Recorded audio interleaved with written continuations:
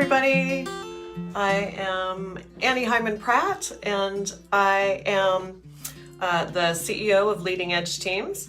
We are a consulting company that also does training, and I have a new book coming out. It's called The People Part.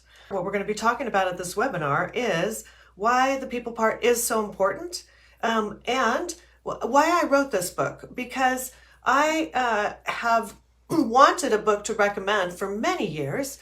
I've been working with leaders and teams for, oh my gosh, I guess about 30 years now.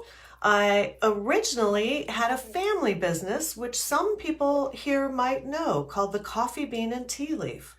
And I was the CEO of that company all during the 90s. After that, I spent a lot of time in companies where I was an interim executive and really found that you could have a great structure, you could have really good systems and processes, but if the people part wasn't working, the results weren't there. You can't do a great process if your people are stuck in emotional reactivity, if they are not skilled enough, if they can't do teamwork. And so I spent a good amount of time really studying and experimenting on, as I was working with clients. And I found that the thing about business is we are working with humans, and human beings are not robots, and robots still, yet anyways, they don't think as well as human beings. Human beings are still able to take so many points of data and factors into account when they're going to be making decisions. And so we are, for now, still working with human beings. And these human beings need to be thinking from their frontal lobe. They need to be in a place where they're showing up well, right? That they're not in emotional reactivity. So in business, I have found that the number one issue with people's productivity is not systems and process. It's not it's not having like perfect training. The very first thing is that people spend way too much time in self-protection, what we call self-protection, in emotional reactivity. So you might be thinking about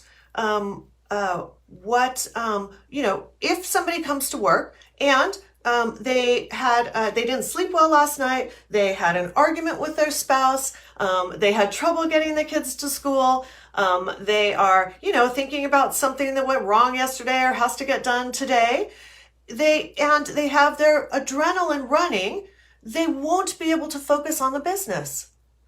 That's a huge, huge thing. You can think for yourself, everybody here is a human.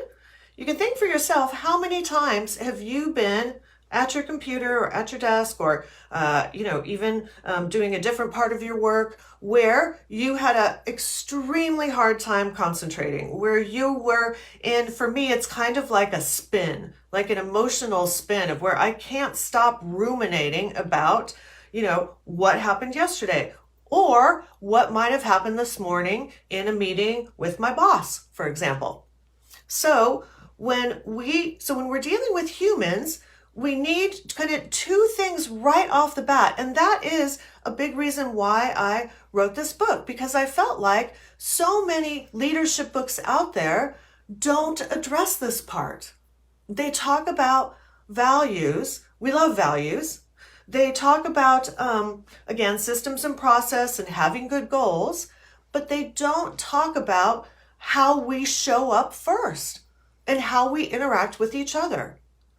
And so that first thing of how we show up is where we most need to improve for our own leadership and our own productivity. I hope everyone can, again, think about, the times that you've been a place where you're sitting at your desk, maybe an hour or two has gone by and almost nothing's happening.